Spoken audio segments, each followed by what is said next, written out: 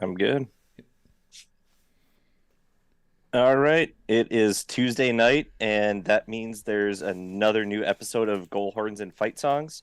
I am Mike at Merrill4 on Twitter, and joining me as always is Wes at Painted Bronco on Twitter. How was your week, Wes? It was fantastic. Some great NCHC play to start the full slate of the NCHC portion of the schedule here. We had a little bit of a taste of NCHC action last weekend with just Denver and Miami, but everybody got a part of it this week. So glad that that's kicked off and we're really rolling here now.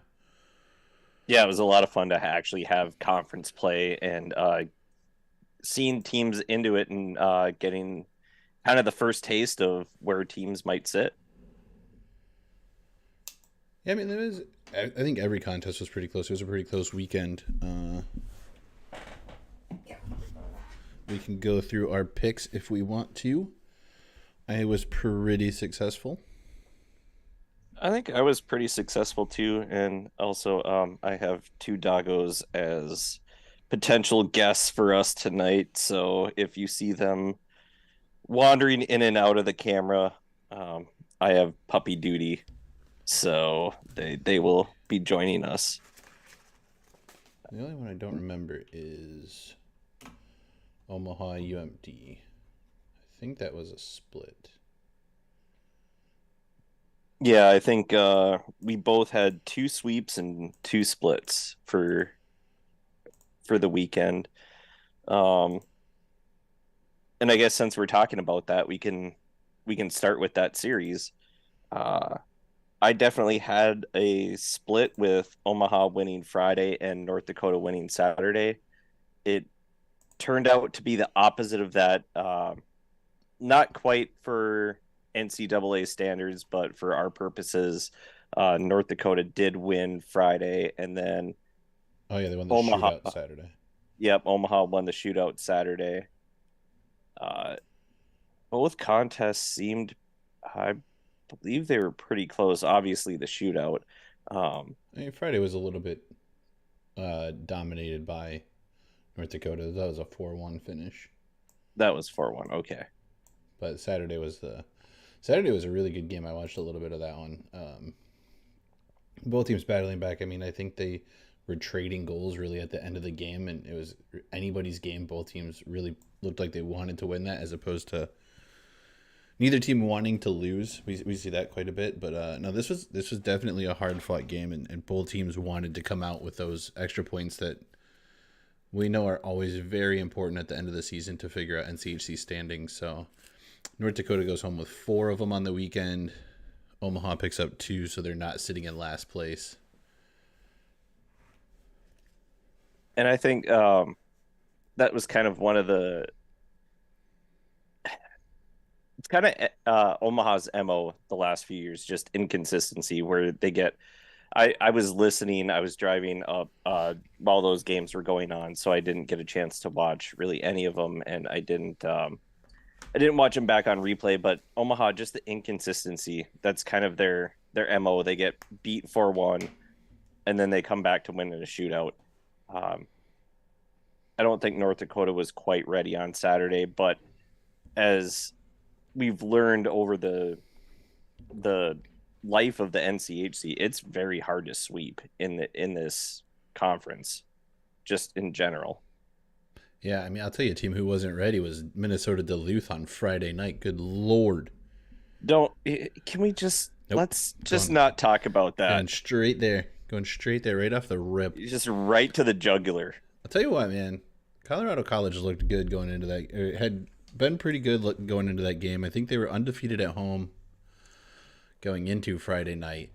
Uh, some penalties early. It looked like either team really kind of just they came out of the gate sloppy, but for whatever reason, Colorado College's shots were finding the back of the net, and Duluth was just struggling all night long. They had plenty of chances. I mean, they put up 30,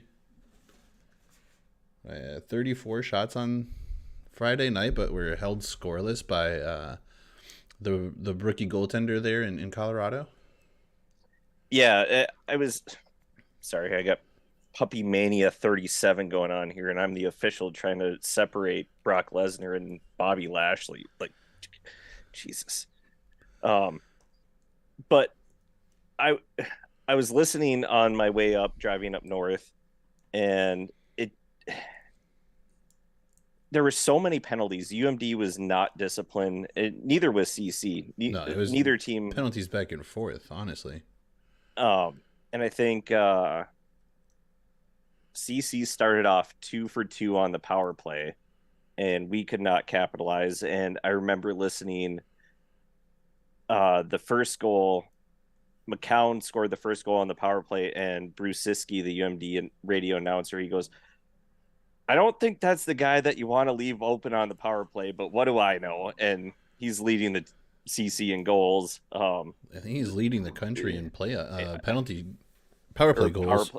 Yeah, he's such a good player, and they left they let him alone, and it was it just kind of was a downward spiral from there.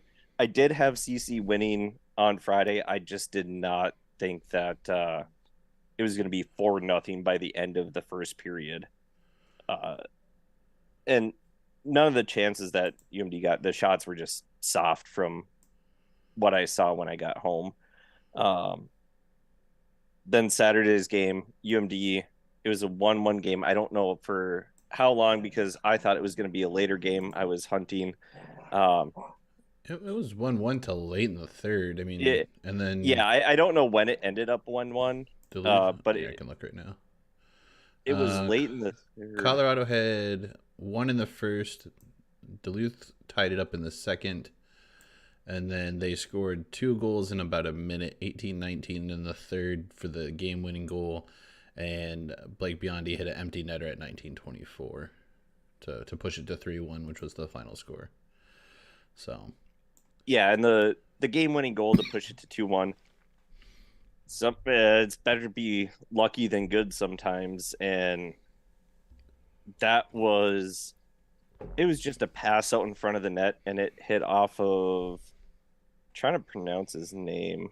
I heard it enough, but what the heck? Right. You know what? I'm just not going to try. But it hit off of his right knee in between his pads and went 5-hole. And it was just a complete Umberco? Yeah, Umberco. It just went off his right knee in between the pads, and you know what? We'll take it. Hey, as we like to say around here, get pucks on net and good things are going to happen. That wasn't even on net. He wasn't even trying to get it on net. It ended up on pucks net. to the net. Good things are going to happen. The puck went towards the net. It had to have. It hit the goalie, and then it ended up being a goal. So we heard a goal horn. Well, we didn't because you were the UA team. But beside the point. Yeah, that's besides the point. But the series played out kind of how I expected. Colorado College playing good hockey, especially for them. And UMD, we're not a good team. We just aren't a good team right now. There is the talent, but right now, we just suck. Yeah, I'm okay with that though. I mean, you guys get better as the season goes on, but there's definitely some growing pains here at the beginning of the season. Yeah, especially with losing. We lost a lot of experience, but we have a lot of experience back from last year. So there are going to be growing pains, especially with freshmen trying to learn how to play team hockey versus being the number one guy. But it'll get there. It's just tough to watch right now. And then Denver St. Cloud. I think this was the series that ended up being the series we thought it was going to be. It was not a Denver sweep. St. Cloud won the first game in overtime, which I think Denver came back late to even force the overtime there. I will double check that, but I thought Denver was up 3-2, I think, or 2-1 at some point. They were up 2-1 going into the third. And it ended St. Cloud tied it at 2-2 early in the third. Denver regained the lead. Oh, this was another one that went back and forth right at the end. Yeah. Because Denver scored A minute later, St. Cloud scored to tie it with a little over a minute left, about a minute 17 left. And then they got the overtime 3-on-3 goal, 3:22 into overtime. So, I mean, another really good back and forth game here. Those new faces, man, they are paying dividends in St. Cloud. Grant Cruikshank is all over the score sheet. He had a goal and an assist. Bassi, I believe, was in net. He played another stellar game. Mm-hmm. You know, the the transfers are definitely helping there. But so I mean, we see Denver has lost early at home, but they have a pretty commanding lead so far in the NCHC, taking 4 out of the possible 6 points on the weekend. I think they're at 10 points now in the NCHC standings, but they do have 2 games played above everybody else other than Miami. Yeah, and that, like you said, that series was everything we expected to be, other than a sweep, but we knew it was going to be close. Even a little extra. I mean, we got there were 5 game misconducts called this week. The only game that didn't have one, or only series that didn't have one, was CCUMD.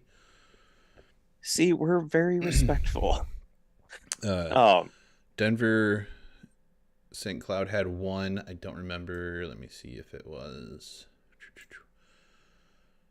Was that Friday or was that Saturday? I think it was Saturday.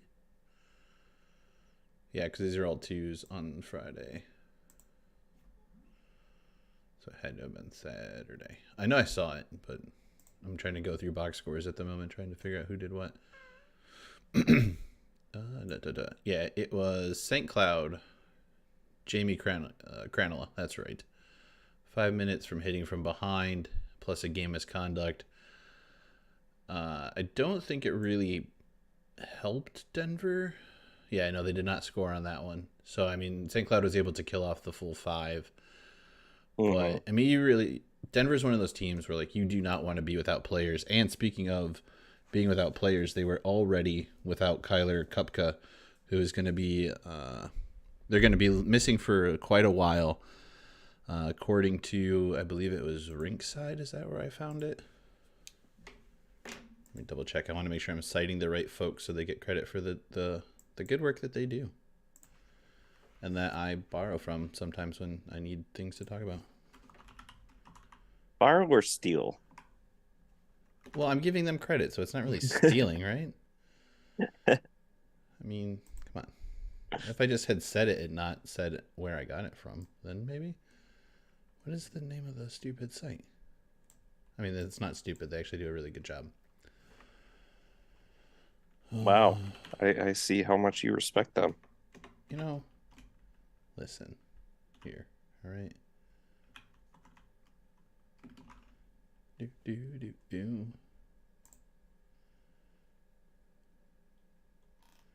What is it? Okay, I hate Twitter. The Rink Live. Yes, the Rink. That's who Yep. It is. Expected to miss several series after stomach pain far more serious. Yeah, it turns out he had appendicitis. Had to get a emergency appendectomy. So they were without him in Denver. They'll be without him again when they host Western Michigan this weekend. Yeah, definitely not something you want to see. So hopefully he recovers quickly and can get back on the ice and get back to playing hockey.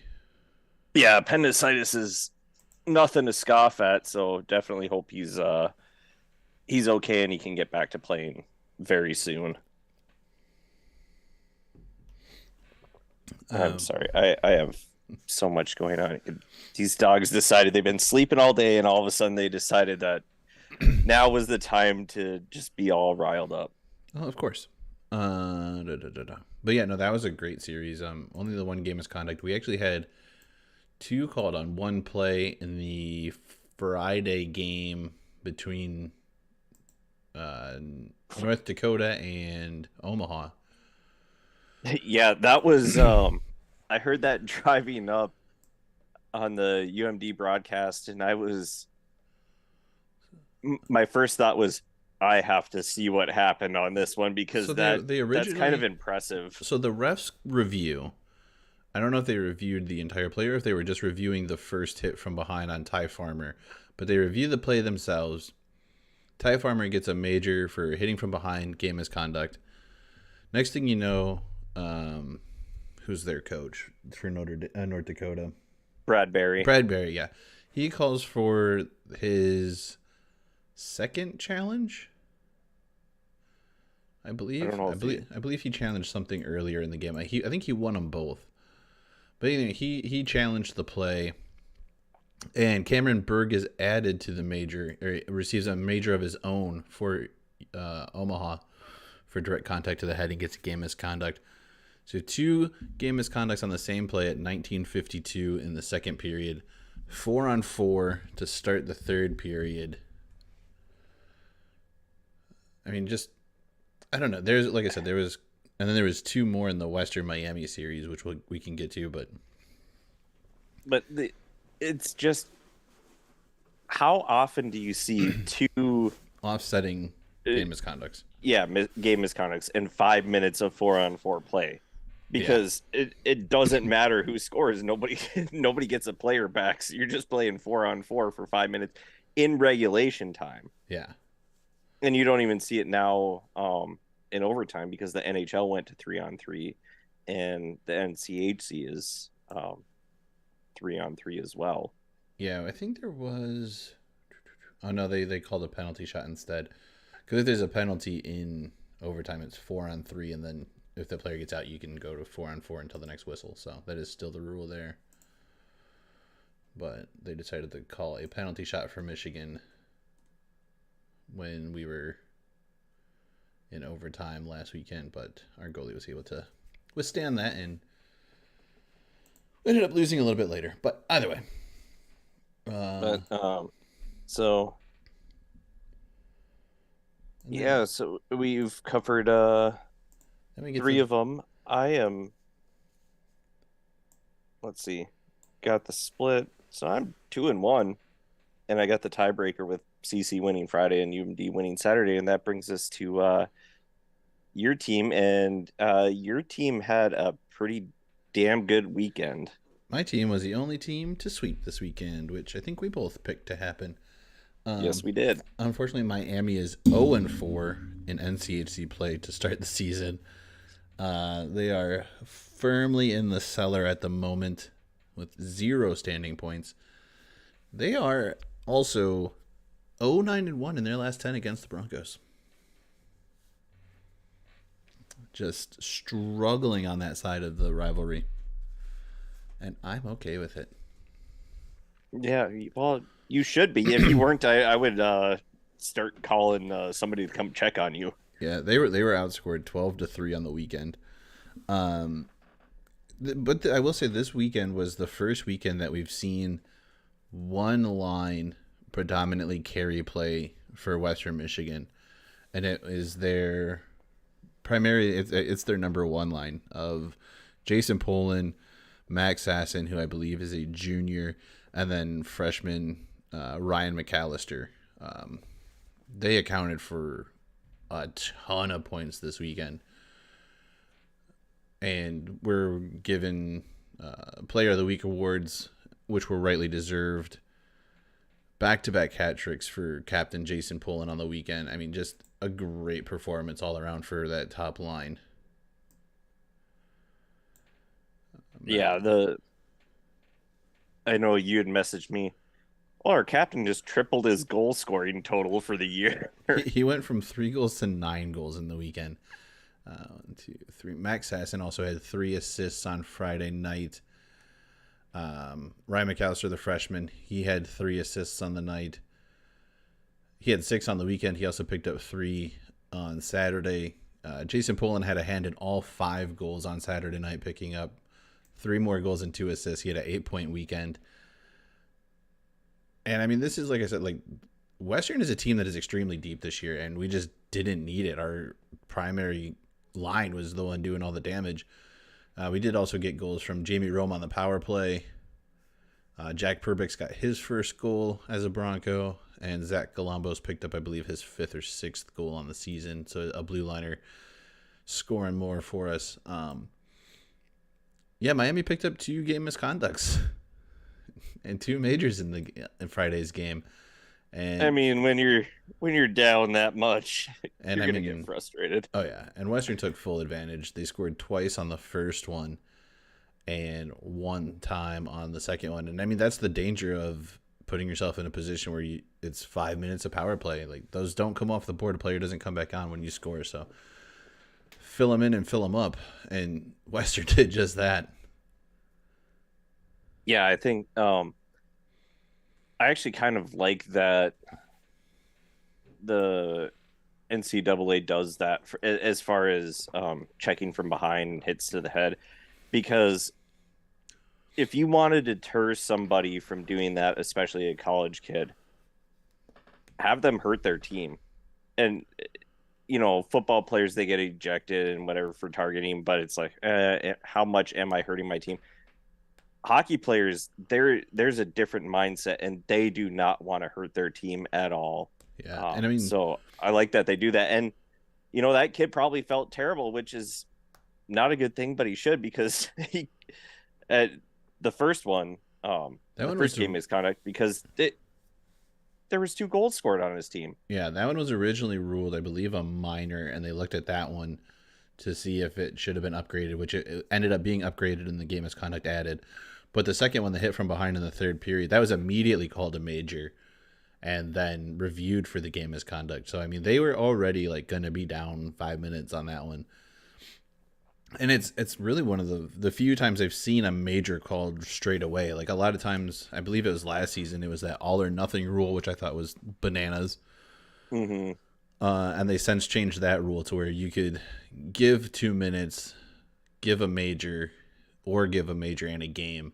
And honestly, I feel like that's the right way to do it. There should be that tiered system to it. It shouldn't just be an all or nothing situation, because there were kids kind of getting away with some stuff last year that they didn't really need to be getting away with, and or calls made that were a little aggressive when a 2-minute penalty was really all that should have been awarded. Yeah, it was. And I think they were getting used to it a little bit and trying to figure it out, but they're definitely that 3-tiered system works a lot better than you're either kicked out or you get a 2-minute. That seemed a little bit excessive. Yeah, I was not a fan of that for sure. That'll wrap up the weekend that was. Let's get into some Player of the Week awards. As I mentioned earlier, a couple Broncos pulling in some awards. It's the 4th straight week with at least one Bronco picking up a weekly award, now sponsored by KJ Branding, the NCHC Player Awards. What are you doing? I'm getting up for a second. You were being a distraction is what you're doing. Well, focus. This is not a professional thing by any means, as much as we may try. No. Anyway, Jason Poland, 8 points on the weekend, 6 goals, 3 goals both games, or each game, plus 2 assists. And if you go back and look at the first play, he also got the number 1 play of the week on his shorthanded goal, which was his hat trick goal on Friday night, fighting off a Miami Redhawk who is trying to become his jacket. Picks up a penalty too, so makes it 4-on-4 after that play. I mean, just an all-around effort play by Jason Poland on that one. He also might have had the assist of the weekend, where him and line mate who had been assisting him all weekend long, Max Sasson, get a 2-on-0 empty net situation, and Poland gives up the puck for Sasson to pick up a goal on the weekend. Defenseman is Kyle Mayhew from Denver, picking up back-to-back Rookie of the Week awards, and third of the season. Bronco Ryan McAllister, who we mentioned had 6 assists on the weekend, 3 Friday, 3 Saturday. And goaltender of the week, Caden Emberko, the freshman from Colorado College. And I think we've had this conversation before. I agree with 3 out of the 4 awards. I think one is it's gonna be hard to find someone who had a better weekend than Jason Poland did. First player in NCHC history to record back-to-back hat tricks. I'm pretty sure first Bronco in Bronco history to record back-to-back hat tricks. I know last year we had, as a team, we had back-to-back hat trick nights with, I think, Jason Poland and Ronnie Addard each picking up one in Colorado. But as far as an individual player, I don't know of any in Bronco history, at least since I've been a fan. And I tried looking at some of the older seasons, and I did not see one. And the fact that he just had 8 points in general, 8 points in a weekend is a phenomenal weekend. Yeah. I mean, Ryan McAllister has been incredible since he's made the step into the NCAA ranks. 6 assists. The kid he knows where players are going to be, and he has gelled with his line immaculately early in his career. And I think he's second in points as a freshman. He might even be like second or third in points overall. He leads the Western team in points with 14 assists and 5 goals. I think he's at 19 points, 18 or 19 points. The freshman from Michigan has 20 19 points. So, I mean, he's making his name known on a national level at this point. Kyle Mayhew, I don't know exactly what he did on the weekend, but I couldn't think of a defenseman that I would have given the award to, so I'm going to agree with whoever votes for these as far as NCHC folks go. And you can look at the stats for these players, and I did this because the only other person that, like, you can say this is a homer thing, but look, if your team sweeps a weekend, you should be the number one contender for a goalie of the week. Wins should be the most important category. Like, I'm sorry, they just should be. If you have a loss, you're immediately, for me, you're eliminated. And yes, you can say, like, oh, the team played well and maybe you lost a close game. But the fact is there is a goalie on the other side of the ice who made maybe less saves, but he made one more important save than you did. And so therefore, it kind of eliminates Mbereko, even though, like I said, he played great this weekend. He made 64 out of 66 saves. He only gave up 2 goals, and one was on the power play, one was a 5-on-5.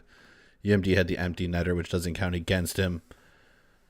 But, I mean, Western Michigan gave up 1 goal on the power play Friday night, 1 power play goal Saturday night, and a 4-on-4 goal Saturday night that really Cameron Rowe had no chance against. It was a perfect pass to a perfect spot, and Red Savage was just sitting in the perfect place to stick a stick out and redirect the puck. But he still comes away with, helps his team earn 6 points. And if every team had split this weekend, I would say that you give it to Mbereko because he had the shutout Friday night. But for me, a shutout does not go over helping your team sweep a weekend. And we were talking about this last night, especially as you were watching the game back. We did not have good chances at all. Like I said, I didn't see a lot of the game, but I listened to a lot of it as I was driving. And everything indicated that we just had shots from the outside. We didn't have anybody in front of the net. It wasn't an impressive shutout where he really had to make phenomenal saves. I know we hit a post early in the game. We hit a post before CC scored their first goal, and that was about the best chance that we had. As soon as that happened, it went straight downhill. And so, yeah, you get a shutout, but then, okay, the people that vote on it, if you're watching the game, watching it back, it was more of a team shutout than it was his shutout and Mbereko's shutout. Yeah, I mean, really, the Colorado defense did exactly what you want them to do. They kept guys to the outside, which is exactly how you kind of coach hockey. You see it all the time. Like, keep them to the outside, give your goalie a chance to see the puck coming in. And that's really what happened. It was a lot of shots that were in the middle of the net. There's not a lot of bodies out front to deflect anything. It wasn't a real standout performance. Yes, you can say that it was a shutout against Duluth, but Duluth, I think, was ranked 19th at the time. I think you guys have since potentially fallen out of the top 20, or maybe you're at 19 now. Yeah, we should fall out for how bad we are. It's a team, Minnesota Duluth got swept by a winless Wisconsin last week or the week before. It's not a UMD team that we're used to seeing. They're not crisp at the moment. Whatever's going on with them, they've got to figure that out. But it was a goalie who benefited from the other team being a little bit weaker than we've seen a team of that caliber, in my opinion. It's almost answering my question that I posed last week after the Cornell series when they hadn't played. Is Cornell that good or are we that bad? Well, not to say that Colorado College is bad, but they're not a great team yet. They're not quite a good team yet that's been proven. I think we're that bad. So you're getting a shutout against not a good team that hasn't figured it out, that has a ton of freshmen, not good shots. A shutout looks good on the stat sheet, like they say for goals or whatever. They don't ask how, they just ask how many. His shutout was basically a coverage sack in football, where the rest of the team does the work and he just kind of is there to do his job. Yeah, I would have taken your goalie for goaltender of the week for getting the sweep. Yeah, and I mean, you could kind of say the same thing. Like, okay, it was against Miami. They had the 10 minutes of major penalty time, but I mean, like, there was a few times where Miami would answer back and they would push and look at some of the saves that Cameron Rowe had to make. He made some incredible saves to keep the puck out of his net. And yes, the offensive power of Western was a little bit more than Miami was ready for, but Cameron did his job. And there were definitely some, and especially coming off of a weekend like he had last weekend, where there was a few goals where I think he would have definitely wanted back and he should have had. Mm-hmm. And so to make those kind of adjustments and to really just play to the level that he did is, yes, you could say my homer opinion, but I believe he was the more deserving player of the week. But I'm not trying to take anything away from the freshman. I think anytime a freshman gets a shutout, it's a great thing, and congratulations to him both on his performance and the award for the weekend. But even if you looked at, hang on one second. Look at that game last year. I think it was Denver, Minnesota, Duluth, where it was 0-0 until the shootout, and then the shootout team scored. Like, both of those goalies are not the number one and the number two star of the night. You know who's the number one star of the night? The guy who kept his shutout until the very end of the game. The number two star of the night is the guy who gave up one goal. Yeah, it's well, like you said, they can say, well, it was against Miami. Miami hasn't won the conference. They're not having a good year. They still have talented players. They just don't have the depth. Yeah. And honestly, it's more impressive to keep your head in a game where you may think yourself too good for the opponent. And we've seen that happen. And we've seen goalies get run over sometimes. And almost as kind of what it seems like happened in the Minnesota Duluth game. Like, maybe you guys were overlooking Colorado College a little bit, and there was a wake-up call there. And we've said it time and time again. Any team can win on any given night in this conference. It's not quite the haves and the have-nots that you see in other sports, where you kind of have the blue blood top tier programs and then the bottom of the conference that's, the Big Ten, Rutgers, and Maryland in football. CC can go and beat anybody on any given night. Miami can go beat anyone on any given night. You can't overlook anybody. And I think we got a little bit complacent. And yeah, that first period, 4-0 after the first period. Not a great look. No, and I would not have wanted to been in that locker room. Yeah, no, it was not a great look for you guys. Let's look ahead to the weekend here. Interesting matchups along the way. We got another powerhouse matchup. And there's always going to be at least one of those. And they're actually kind of two powerhouse matchups, the way teams have been playing right now. But we'll start with Colorado College going to Miami. Miami being the team without a win so far in NCHC play, like we mentioned earlier.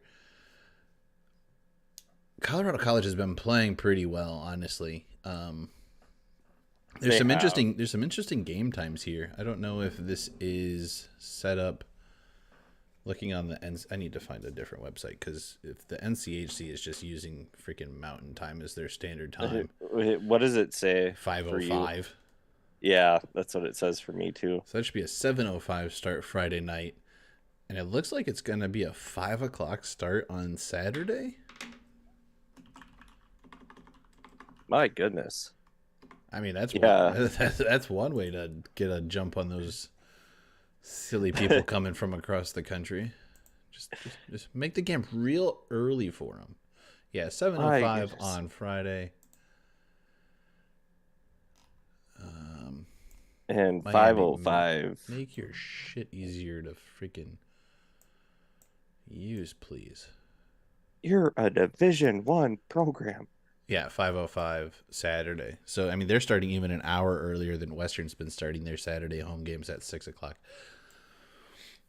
I mean, that's, for you Colorado fans, that is a 3:00 start time on Saturday. So make sure that you are around and ready to watch that one.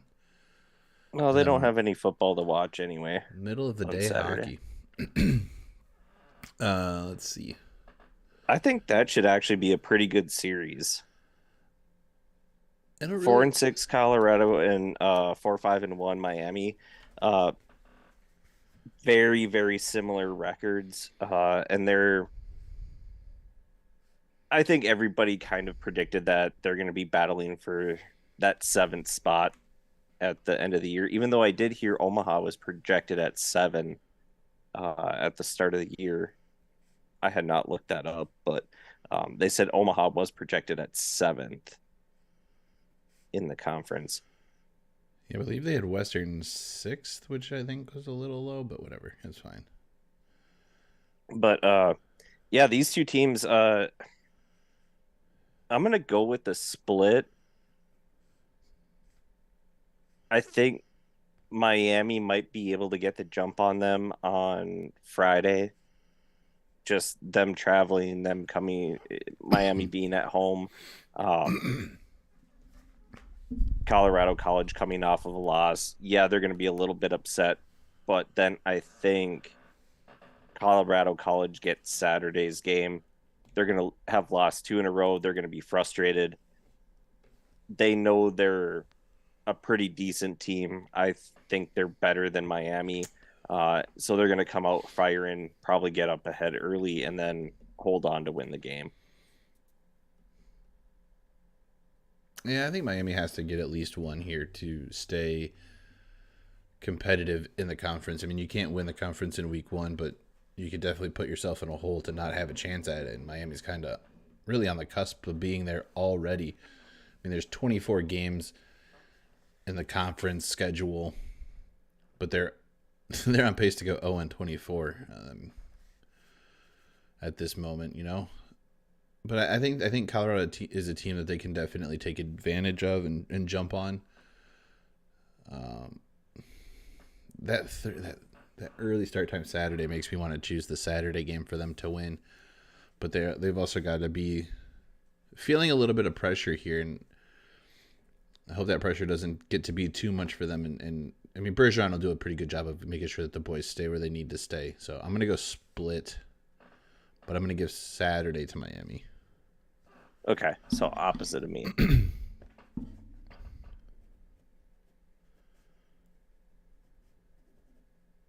Then the next one, since I'm just going to go off the NCHC website and down the list that they have. UNO and UMD.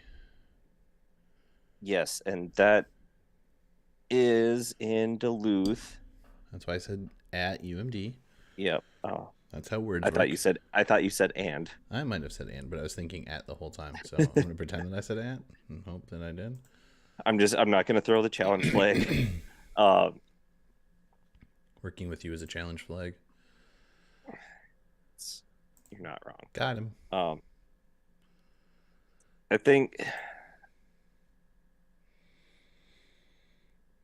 it's so tough for me right now to even choose which game UMD might win. Uh, the MO of UMD over the last, I don't know how many years, is to split. I do think there's a split that happens. Um, I think UNO wins Friday and UMD wins Saturday.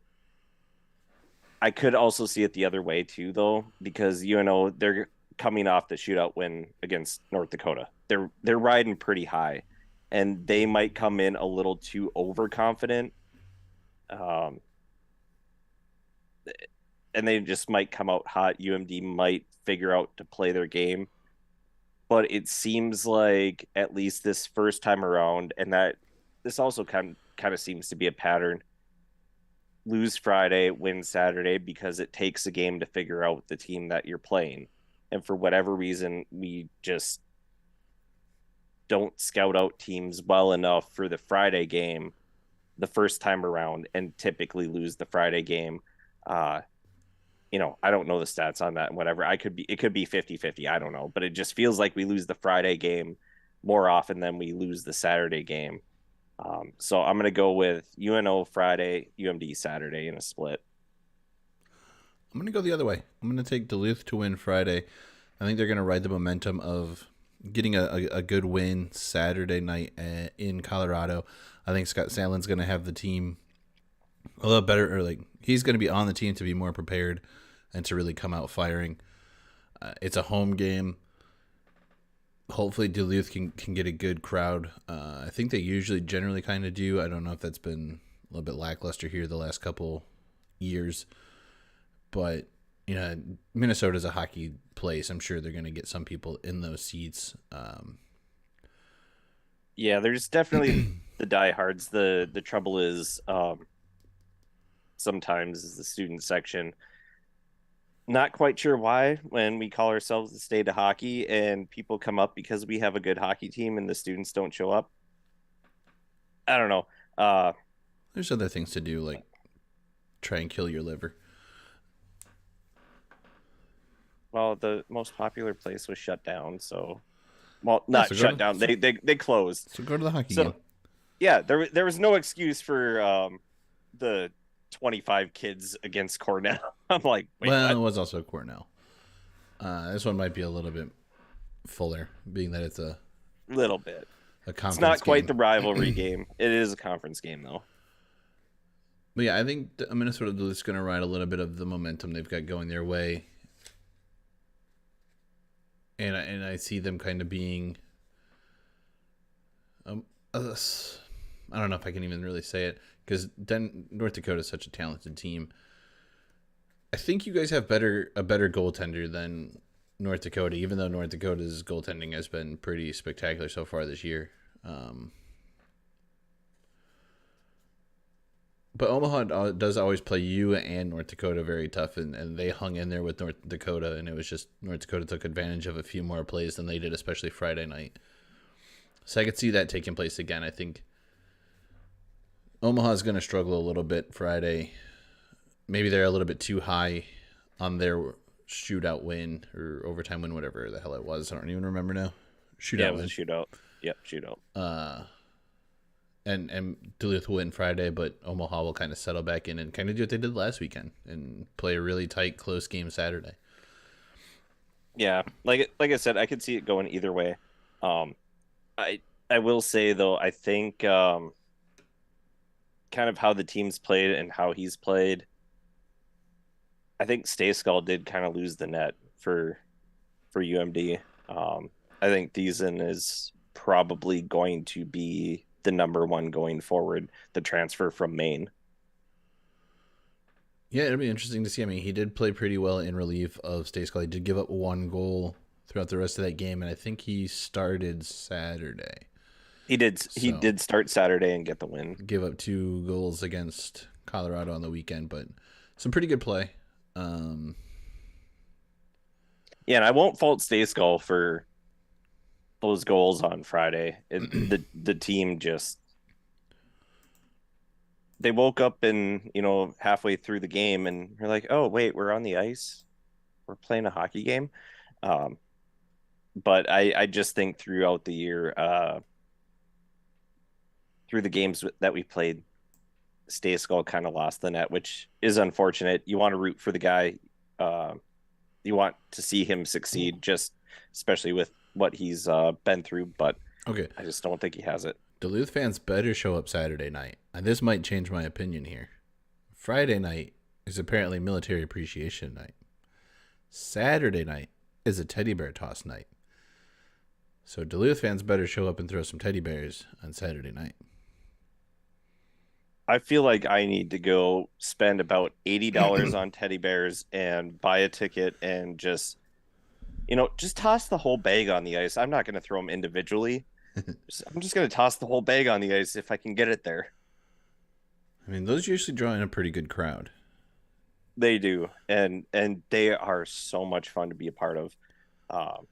I did a couple with they moved the team now, but the Minnesota Magicians of the NAHL, they did a teddy bear toss, and did that a couple years, and it's a lot of fun. Does this change anything for me? See, Western has a very healthy record or history of being awful on their Military Appreciation Night.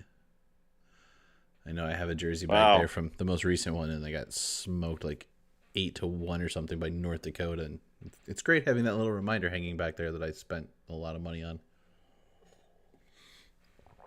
Behind Ethan Frank's jersey. It's nice to know that the Western Michigan players care. Ooh, they've had some rough nights. Teddy bear toss nights are usually a great time. I don't know. Nah, I'm gonna stick with it. I think they're gonna lose Friday and they're gonna win Friday and lose Saturday. Yeah, it's a toss up. So you know what? I'm just gonna say opposite. split. I'm just gonna say split. Nope. I'm gonna Nope. It's already it's on record. Nope. It's on record. You can't erased. go back. Yep, it's been redacted. Just gonna give it a split. I really want them to win Saturday now, so I don't want to. Just for the teddy bears. Yeah, win for the kids. All right. Fucking figure it out and win for the kids. The heavyweight contest of the weekend. Yeah. I really one of two heavyweight contests. I mean, they're really one of four. Yeah. They're all freaking like great. There's a lot of. I think this might number one. This legit might be the most even weekend we're gonna see. Mm-hmm. Potentially. I mean, they'll probably be some at others. Least early season. Yes. Denver at North Dakota. Denver struggled here last year. I think they got swept here early in the season last year.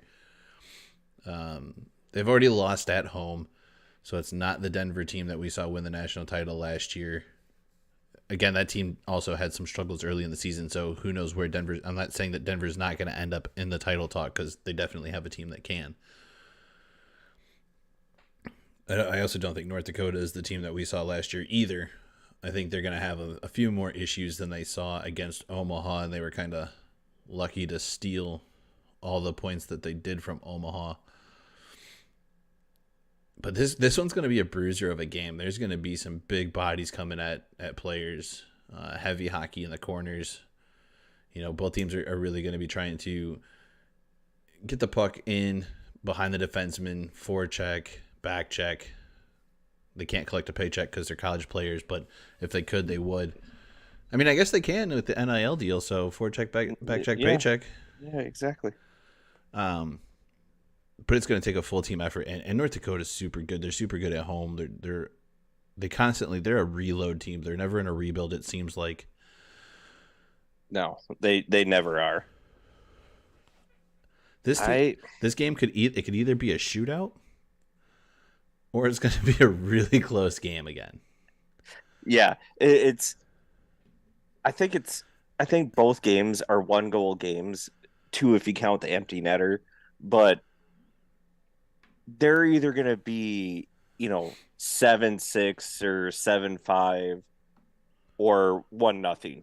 Yeah. It can go either way with especially with these two teams. And I know here's what might put it over the top, because I believe uh, the beat reporter for the Grand Forks Herald or Herald, whatever yes, it is. Yeah. who does a great job. He's a great follow on Twitter. Honestly, he's a great resource. I check out most of his stuff. I just don't know how to say his name, and I don't want to butcher it, but I think it's Schlossman. Said that North Dakota is playing with a limited bench again because they have so many players injured. I don't know how many of those guys are coming back. I know that they had similar things last year and were still a top 10 team, made the tournament, and we could be seeing something similar to that this year. But Denver is a team that you do not want to have a short bench against. And No. you don't want to be taking major penalties like they did against Omaha. And Denver plays a pretty disciplined game. And they can put points on the board extremely quick. And that might be the reason maybe I lean Denver, but I think this is going to be a split. I think Denver has a little bit of a potential to come in and steal at least one, being that they might be the healthier team. I still think Denver has a better goaltender situation, even though DeRuyter's been playing extremely well, and North Dakota's back end has been helping him out a lot. I don't know that I feel comfortable saying who's going to win what game, but this is honestly probably going to be the series that I have split screened with the Western Series this weekend. Yeah. 2 weeks in a row that Denver has had a really, really solid opponent. I'm going to go Denver with the sweep on the road, which is going to be really tough, especially at the Ralph. Uh, Magnus Corona being the goalie for Denver, ton of experience. He can handle things. He can calm situations down. Um, yeah, they did lose to St. Cloud in overtime last weekend, but St. Cloud was probably the hottest team in the nation. They they've been solid all year. Um, so the fact that Denver split with them and lost in overtime the first game doesn't scare me off of them sweeping. And then the injuries. If North Dakota has a short bench, you said you don't want to have a short bench against Denver, and that goes for all facets of the game. Uh, Offensively, Denver can kill you if you because you're not be able to defend, and then special teams, they don't have enough players. They have players that aren't playing quite there, and then your face is throwing me off right now. I'm trying to find where the hell are they? Oh, there they are. Okay. Wow. Go ahead.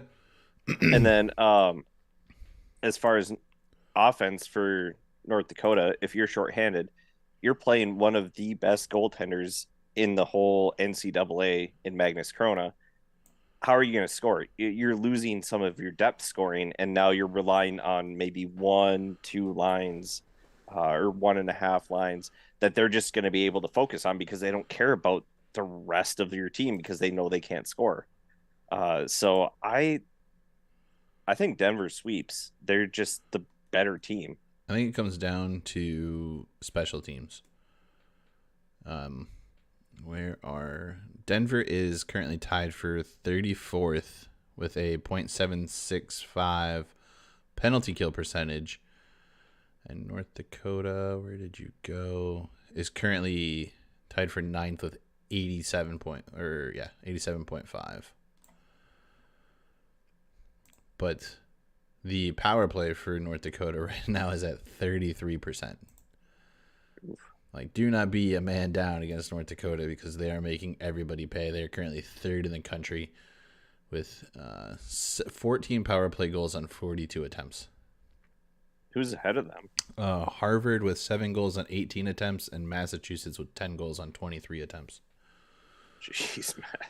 And Denver is at 23.4% with 11 goals on 47 attempts. So Denver will draw some penalties. Mm-hmm. Yeah, 47 attempts is it's quite a bit. It is near the top of the country right now. Teams who have drawn more penalties are actually Northern Michigan is number 1 with 57 attempts. Colorado College at 53 attempts. American International at 52, and Western Michigan at 51. So, yeah, right near the top. That could definitely be the difference maker in special teams, which is usually the case, especially amongst NCHC teams. And especially two is as close as North Dakota and Denver are. Yeah, and Denver is currently looks like allowing 2.1 goals per game. That has them at 8th in the country. North Dakota is... Where are you? 33rd at allowing 2.89 goals per game. So Denver with a little bit of a defensive advantage there. And then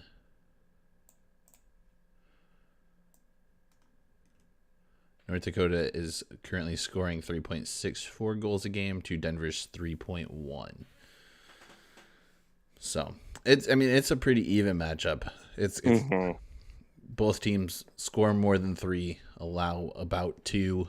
It'll be interesting to see who can actually do those numbers. And we could see 3-2 games. I mean, it's definitely possible between these two teams. So yeah, I'm gonna go split though. All right. Well, I have it booked down that Denver sweep.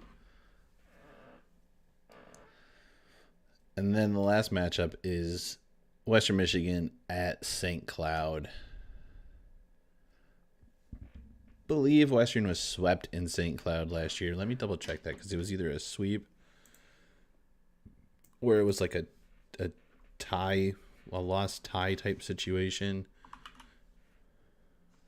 Which, I mean, freaking still counts. I think it was a sweep. I think it was like a OT loss or something. Let me just double check. All I know is we went to overtime 4 out of the 6 meetings last year against St. Cloud. It was stupid. I didn't like it.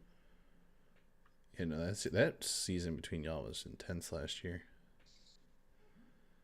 Fun as hell, but intense. Colgate, Duluth. We swept them at Lawson last year. And it was a 5-5 tie on Friday, a 1-4 loss on Saturday.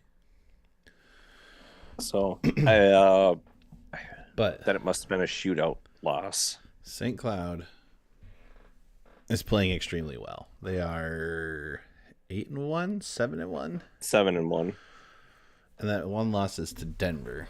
But Western is playing extremely well. They're extremely deep. They're getting scoring from every line. I mean, like I said, this weekend was really the first time that we saw a line take over a game like that.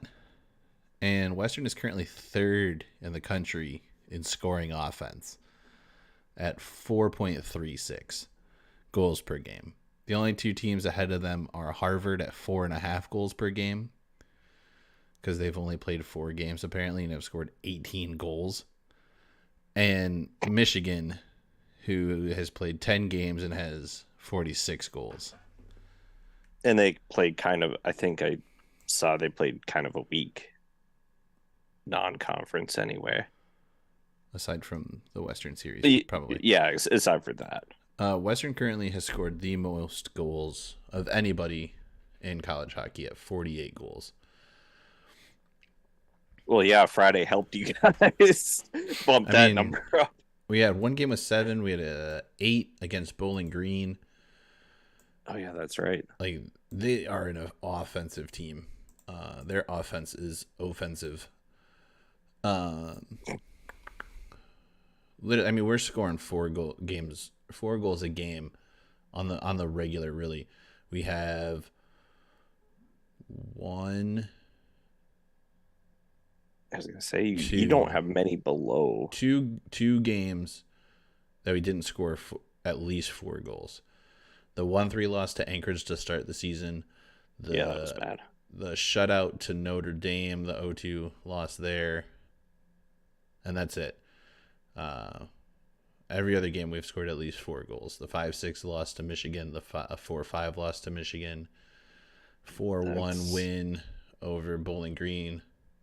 You know what? Stop bragging, okay? So I mean, like, this is an offensive team, and they're hard to slow down. Especially, like I said, it's coming from everywhere. I think we have damn near every offensive player who's touched ice this year has a point. I think the only players on the roster without points right now are the goaltenders. So, yeah, because you just had last week, I think you said 18th or 19th player to get a point. Yeah, double check. That happened last weekend. Let's see. I mean, Ryan McAllister is our leading point getter at 19 points with 5 goals and 14 assists. Our top line are our top 3-point getters. Jason Poland has 9 goals, 7 assists, and Max Addison has 5 goals, 10 assists for 15 points. And that's literally just our top 3 players, 19, 16, and 15 already. Then on the blue line, Zach Galambos, he has 6 goals. He's a defenseman who's second on our team in goals and 10 points. What? Does he think he's Erik Karlsson or something? Like, what the? Why does a defenseman have 6 goals already? Good Lord. 6 goals and 10 points already. That's, there are defensemen, even in the NHL, that if they scored 10 goals in a year, that's a career year. Okay.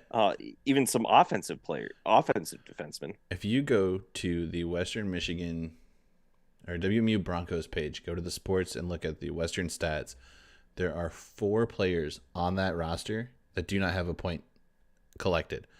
2 of them are skaters. 2 of them are goaltenders. Every other player who has touched the ice has a point. The only 2 that do not are Trevor Bishop and Cam Knuble, and they have made their presence known in other ways because Cam Knuble has laid out a few dudes and been a big body out there. I still have a year of college eligibility left.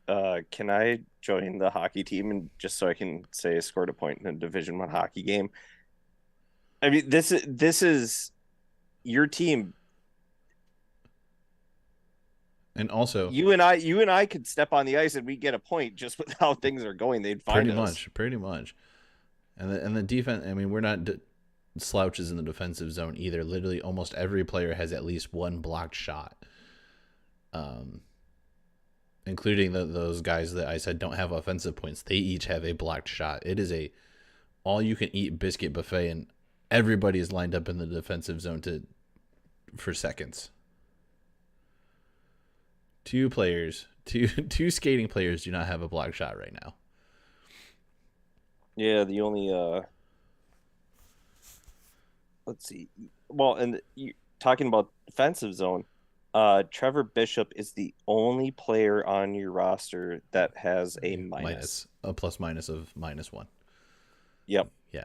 Cam is at 0 and Jack Perbix is also at 0. So, I mean, like, come on. Yeah. Come on. Knuble and Larson are also at 0. We as a team, we are plus 92. And our opponents are minus 93. That's ridiculous. It really is. Also, I would really hope that your goalies.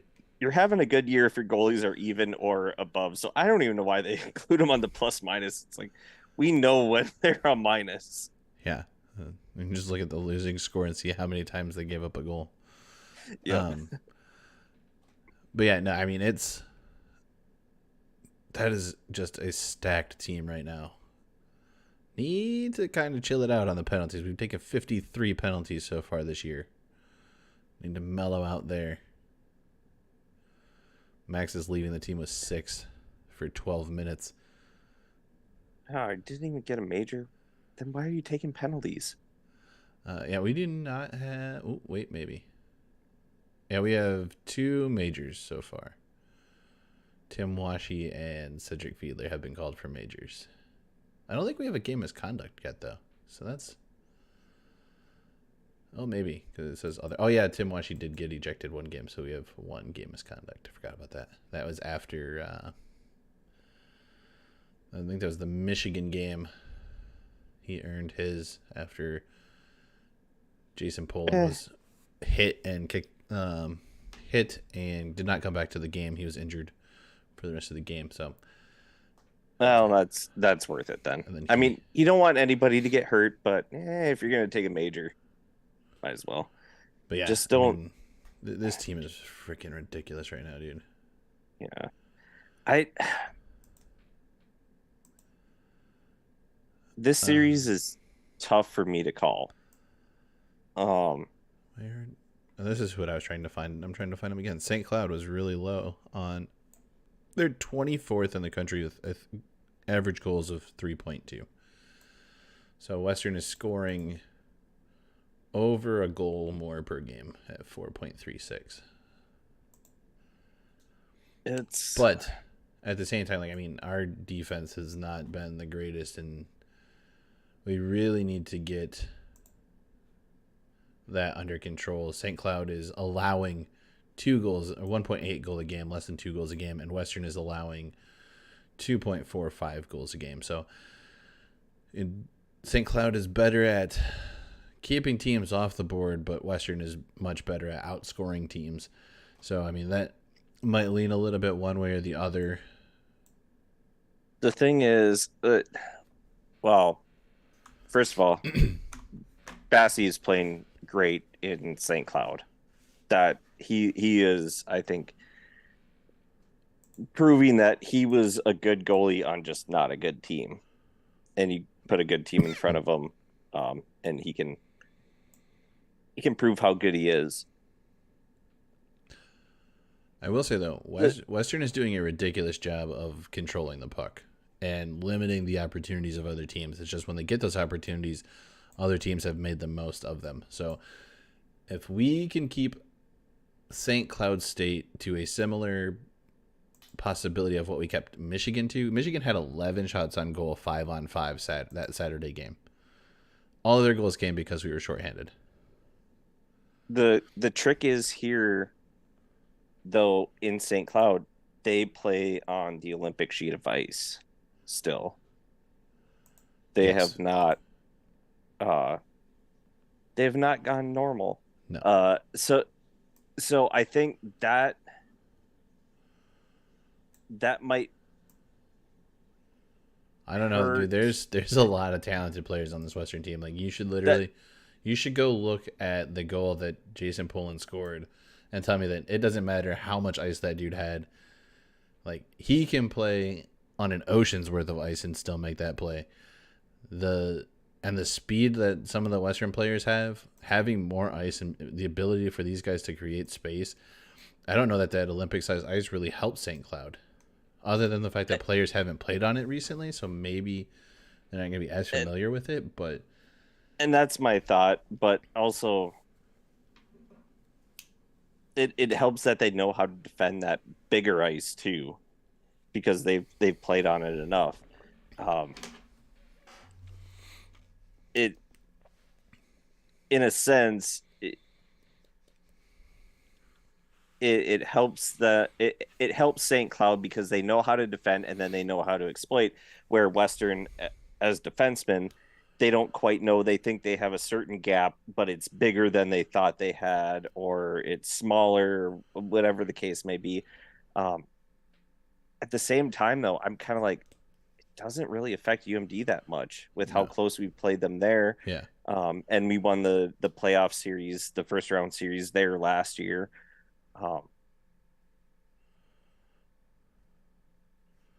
I think it's going to be a split just because Western is a very deep team, but St. Cloud is one of the hottest teams in the country. They've been playing so well. Now kind of comes their, well, it's their second test, but they already proved themselves in their first test against Denver, but their first test at home. I think I think Western gets Friday and St. Cloud gets the revenge game on Saturday. I lean split as well, but I'll be happy with a split. Let's put it that way. Western has some things they need to do. They cannot be penalized. They have to stay out of the box. 100% have to. Or at least make sure that it's a manageable number of times. If it's 1 or 2 penalties, or like even maybe 3, like, okay, cool. And it depends on the penalty. Don't take stupid penalties. Don't retaliate. I mean, play your game. Play within yourself. This has been a team that has, like I said, controlled the puck extremely well. We have limited. I think we're still pretty much limiting teams to less than 20 shots a game. If you're a goaltender, make your 20 saves. I know that's easier said than done, but make sure if the puck hits you, it's not getting through you. It's not trickling anywhere. Make sure you're spatially sound with where you need to be to keep the puck out of the net. Western is so deep. It's deep top to bottom. They're getting guys. The guys are producing from everywhere in this lineup, like we've seen and said. They can definitely. We've seen them play the best teams in the country, and play them well. So I'm not. Western can definitely compete at this level. We do tend to struggle a little bit in St. Cloud, but there's enough experience on this team, both from guys returning, the number of guys that have produced well as incoming freshmen and or transfers. Like, this team seems solid top to bottom. They seem like they're clicking really well. The new lines have gelled really well. Especially throwing a freshman on your top line. Yeah, and I mean, he's out producing everybody. But just play within yourself and play your game. Jesus Christ, Jason Pullen shooting almost 24%. I didn't even realize that. The dude has 9 goals and 38 shots. Ridiculous. You just better hope he stays. I mean, he's a senior this year, so. He's got, 8 years of eligibility left. He might. No, he wouldn't be. I think there's still this year and next year maybe are the because we'd have to have 4 years where you get the extra eligibility. Yeah, the COVID year, but I mean at least 3. But honestly, the way he's playing, there's no way he's going to need to stay a 5th year. There's going to be someone who's going to sign him to a free agency contract. No, he doesn't need to. You just want him on your team so he can win more games. I would not be mad about it for sure.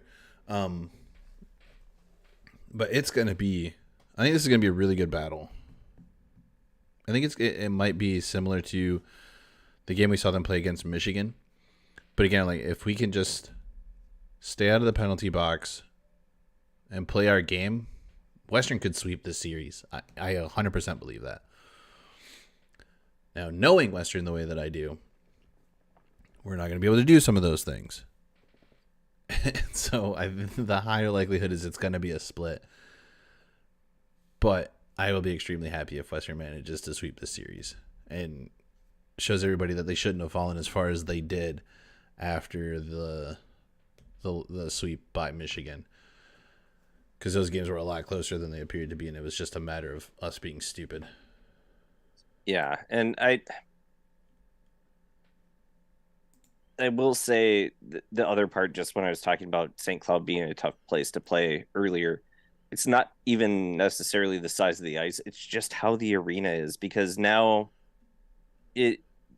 there's less of that charm of old school barns, and each one has its different quirks. Everything is kind of the lower bowl and the upper bowl. You see all the new arenas, they kind of have that same design. St. Cloud is really weird in the sense that it's basically a hockey rink placed in a square, well, more rectangle than anything.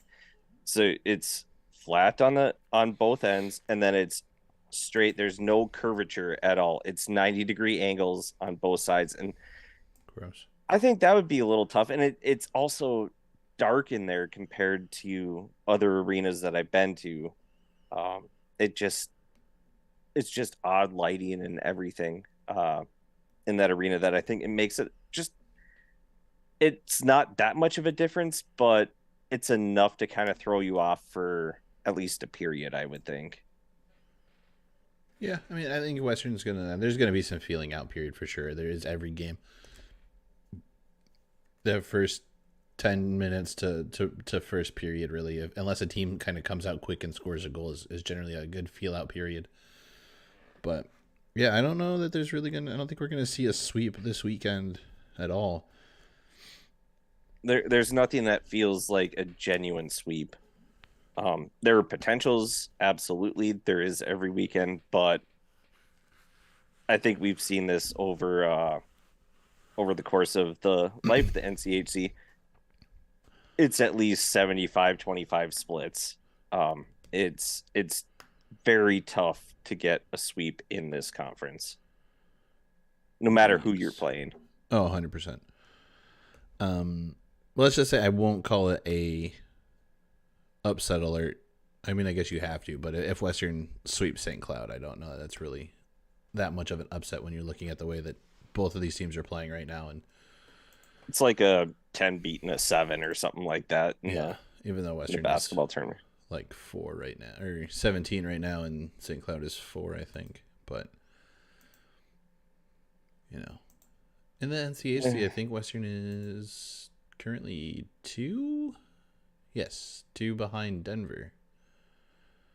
All right, let's calm down there, big shoots. It's only week 2 of the Hey, NCHC. doesn't matter. It's week 2.5 because Denver had that early Well, no, early start against Miami. 2.25. Because that's a quarter of the teams. Yeah. But yeah, Western is currently in second. Denver is first with 10. Western with 6. North Dakota 4. You were tied with Colorado College at 3 because you guys both split. Mm-hmm. St. Cloud has 2 points. They got the overtime win. And Omaha has 2 points. And Miami has 0 points. Because you can't spell Ohio without an O. And they are 0 for 4. 0 for 4 in the NCHC. Well, considering how you guys learned to count in Michigan, 0-1, 0-2, 0-3. No, I think that's how they count in Ohio. Because that's where Miami is at. And they are 0 4. And Western is 2-0 in the conference. And 7-4 overall. It's always interesting to see the overalls versus the conference. Mm-hmm. Like, you are right on pace to be 500. You are 5-5 overall and 1-1 in the conference. St. Cloud is 1-1 in the conference and 8-2 overall. Omaha 4-4-2, 0-1 in the conference. We're 4. I think we're 4-4 non-conference. Yeah, you'd have to be because you're 1-1 in the conference and 5-5 overall. So yeah, that'd be 4-4. Yeah. Look at you. Well, I wasn't even looking at our record. Look I at didn't you, know what Mr. our record was. I literally said it. Look at you, Mr. Engineer, knowing how to count and listen. All right, I think that's going to wrap up this episode. Once again, we are now firmly on the YouTubes. So if you happen to find this later and you would like to, you can always subscribe. You can thumbs up, thumbs down. Leave a comment. Don't leave a comment. We had a couple comments last week that I lost for a second and then refound and replied to. We're on Twitter. Twitter handles are on the screen. Both our personal ones and the show Twitter handle is scrolling out down below. Right now it's finishing up the email account. Oh, and we're back to welcome. And there's the Twitter handle for the show, scrolling along the bottom right now, followed by the email. So if you want to send us an email, if you want to send us a tweet, those are there. If you want to like what we do on the Twitters, you can do that. Hey, you can even downvote on Twitter now, so you can do that if you wanted to, but that would be kind of a dick move because we don't like to use that button. Even though I have accidentally hit it and then had to unhit it a couple times because it's in a stupid place.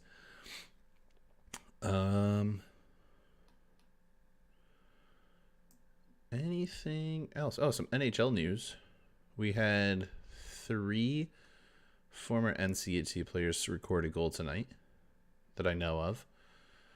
Austin Czarnik for the Red Wings scored. Wade Allison and Noah Cates both scored for the Flyers. Oh, good for them. Rocco Grimaldi has hit 300 games in the AHL. So, guys from the conference still... I don't know if Grimaldi technically was an NCHC player. He might have been like a first-year NCHC player. Like Austin Czarnik was for Miami. But those guys are doing things. Yeah, it's always exciting to hear, especially like the recent players, Noah Cates and Ronnie Attard. Really fun to be like, hey, we just watched those guys. Yeah. We watched them play live for a lot less money than we can go see them now. Yeah. I mean, you can find some pretty good deals. I had fun going and seeing Drew Worrad up in Grand Rapids a couple weeks ago with the Griffins. I really wish that some of those other teams would get up here so I could see some other guys play in Grand Rapids. I was getting thrown off when you say Grand Rapids because there's a Grand Rapids, Minnesota. Well, I mean, the good Grand Rapids, the one that has a hockey team at it, or in it. An AHL hockey team. Yeah, be specific. There's definitely a hockey team in Grand Rapids. I realize that as I was saying it. And Alex Goligoski, who just got his 1,000th career game, he is from Grand Rapids, Minnesota. So that's also what throws me off because he is a Minnesota Wild player. All right, well, that will about do it. Remember, Pucks on Net means good things happening, like goal horns and fight songs. Till the next episode, we will catch you later.